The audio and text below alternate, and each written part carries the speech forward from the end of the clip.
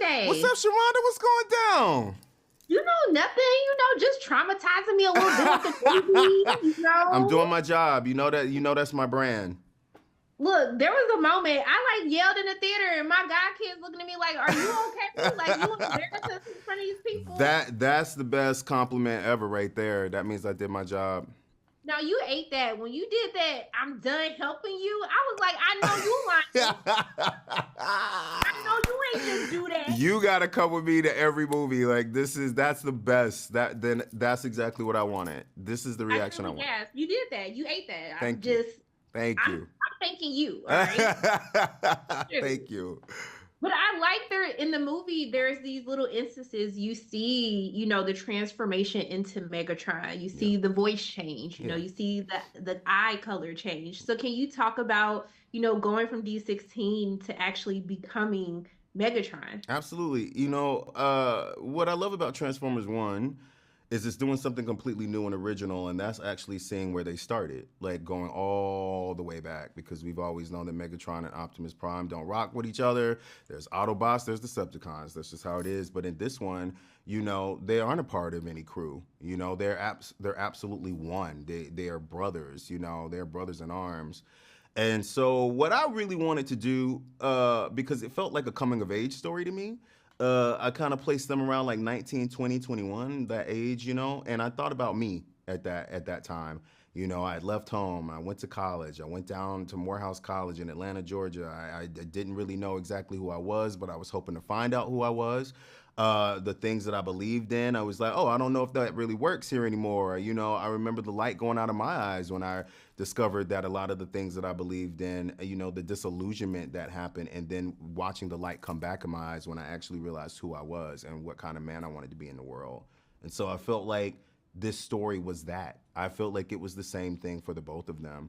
And what I also wanted people to take away was the true heartbreak, honestly, of a friendship dividing, of a person following beliefs that, regardless if you believe in them or not, that is so intrinsic to the fabric of who they are, and they'll follow them by any means necessary.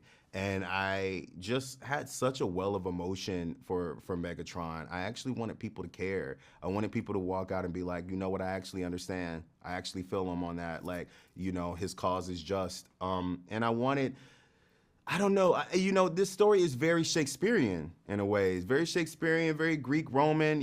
Those two brothers that start this way, and then all of a sudden the road diverges. And I just wanted people to understand that this is a story that we all can relate to. We've all had those friendships in our lives at one point where it's like, whatever happened to, and like, why did I die on that cross for this? And like, where is that person now? And that is no different for, our heroes here. But also what it means to discover yourself, like what it means to try to figure out who you are and who you want to be in the world was very important for me to convey in this one. I love that. You just gave a word. I want you to know that. Like finding your light, letting your light dim, and then find it again. Yeah. I was like, okay. It's true. It's true. It's true. But I mean, also too, I felt like D16 needed to go with the flow. Like he was trying to be on a plan. He really was. Like, he really was. And who tried to get him off the plan? Who was trying to? You know what I'm saying? It was literally right. Who tried to get him off the plan? He actually kept his nose clean, kept his head down. He wanted to follow the rules. He wanted to rise the ranks like he was supposed to. But sometimes you got those friends that rah-rah you. You know what I mean?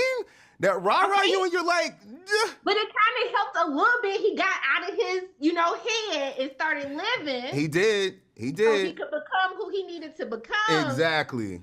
So I need to know, how are you making sure that you out here just living, not having to follow a plan? You just taking things day by day. You know what? Having people like you in my life, like reminding me what I'm doing, reminding me that what I'm doing is important, knowing that it's impactful. And showing up, like that truly is the biggest, that's one of the hardest things to do, is to just show up, put your feet on the ground and just show up. So I think that, and I mean that, Sharonda, like, thank you for supporting me and seeing what I'm doing and holding me up. Like, it's true. You need that in your life. You need those people. So like, I really appreciate it. Appreciate you. Now you gonna make me feel all emotional. That's the point. Who knew? Who knew Transformers was gonna pull that out? We're all like, but it's in the title. You want to be transformed. You know what I mean? Like, that's the point. Give me a sermon now, okay? I'm feeling I'll be like, you know what? Talk about do you need to be transformed? You need to be transformed. Start at the beginning. All right. But look, Megatron was low-key kind of right. I know I might catch you for that, but no, you won't. True. Yeah, true. Yeah, that's the point. Like, I always love villains because it's like they always present villains to us as if that we're just supposed to automatically, like, you know, hate them, we should despise them, and they rarely tell us how they got there. But I've always been fascinated by villains. I'm like, well, hold on, there's got to be more than why? Like, why does he feel this way about the Autobots? Like, what did they do to him? You know, like, what happened? And so I really love that we get a chance to peel back those layers of that onion to really see that Megatron actually, you know, was just and really cared and really was the one who was trying to do right. And so what happens when that dream becomes deferred and you got all of a sudden, you know, rise up in a completely different way? We're going to talk again because I need part 2 because there's more to the story anyway. There's more to the story. Just claiming that right now. More than meets the eye. More than meets the eye. Yeah, that's right. Right? I just want to thank you so much. I always love chatting with you. Just thank you for your spirit. Thank you for killing it. Thank you. And I'm continuing to send love and light your way. Same to you. Same to you. I receive it. Thank you so much. Thank you. Bye. Take care.